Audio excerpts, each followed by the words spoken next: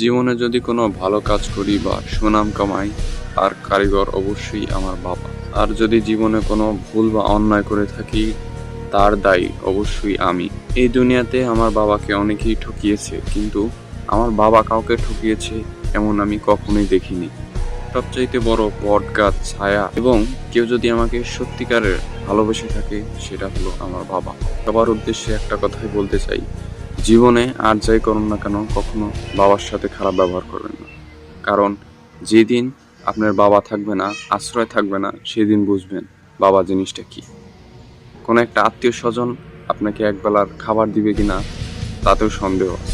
যেই মানুষটা ছেলের জন্য সবচাইতে বেশি করে, সেই মানুষগুলোকেই আমরা কখনো কখনো ভুলে যাই, তুচ্ছ-তাচ্ছিল্য করি বা মূল্য দিই না। সময় থাকতে মূল্য দিতে শিখুন, কদর করতে শিখুন। যখন থাকবে না, সেদিন কান্না করেও নিজের কষ্ট কমাতে পারবেন না। ধন্যবাদ।